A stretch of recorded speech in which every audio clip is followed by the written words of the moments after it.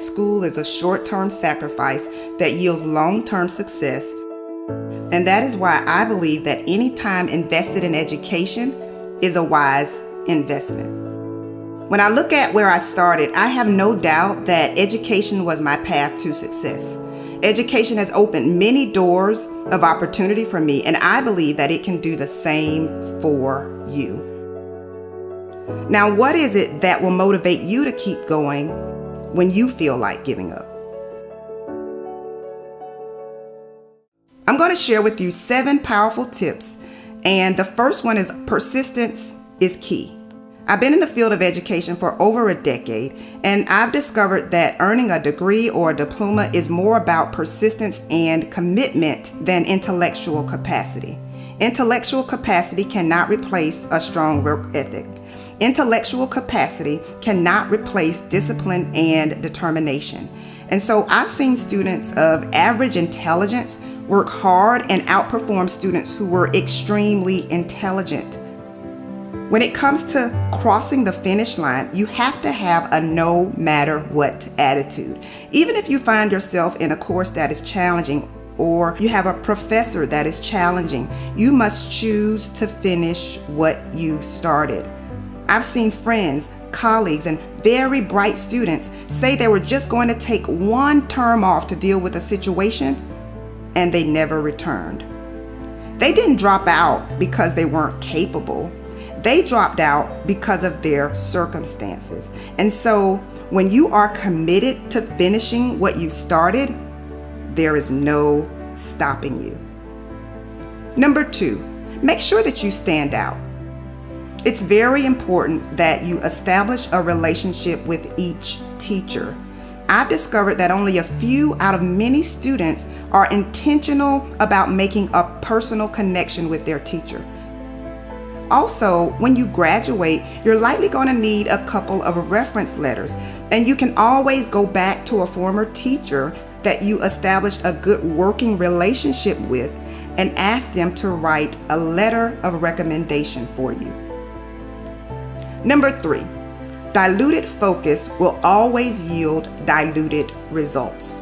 Productivity is not about doing more, it's about doing less with a laser focus. It is important that you manage your time and your energy wisely. It is also important that you prioritize and focus on what matters most first. And once you identify and schedule your priorities, don't let anyone talk you into rearranging your schedule. Putting your priorities first is not selfish. It's called self-management. Number 4, take time to get organized.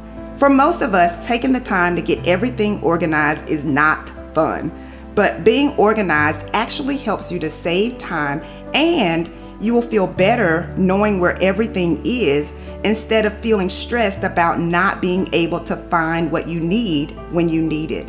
And one strategy that will make a big difference is to add all of your assignment and exam dates to your calendar. I also recommend that you begin preparing for assignments and exams a minimum of 1 week in advance. By spreading out your study time, you avoid cramming, which will actually reduce your anxiety level. And so spreading out your study time allows you to also break down a big project into manageable pieces.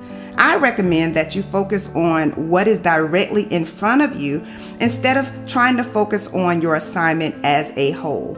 And what you will find is that tackling one section at a time is less overwhelming, and as you focus on the step in front of you, you are actually getting closer to finishing your project.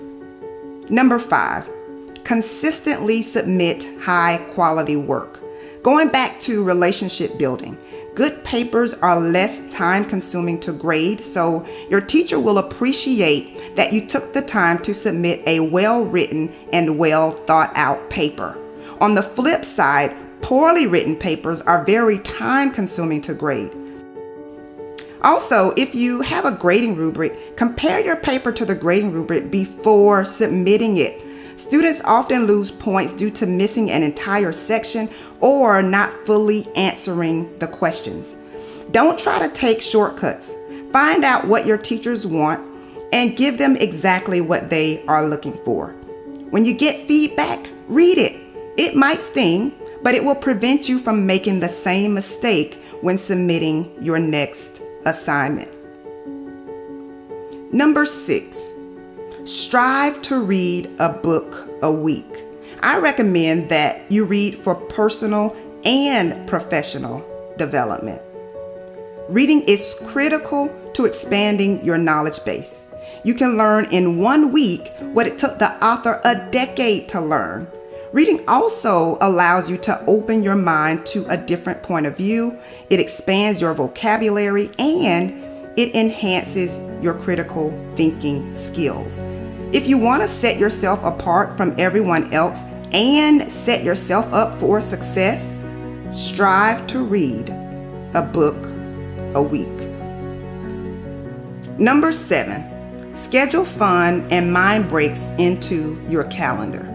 Yes, studying is important and it should be on your calendar, but having a stressed outlet is equally important. I recommend that you take at least a 5-minute mental break for every hour of studying.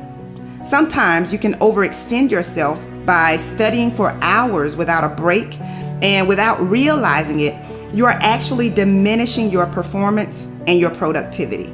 So take many breaks when you are studying for long periods of time and try to have something fun scheduled to reward yourself for all of your hard work. As an added bonus, I want to encourage you to ask for help when you need it. Life can get tough for all of us, and it's important that you have someone that you can lean on for support. The key to winning is persistence. Know what your dream life looks like, and don't let anyone or anything stop you from crossing the finish line.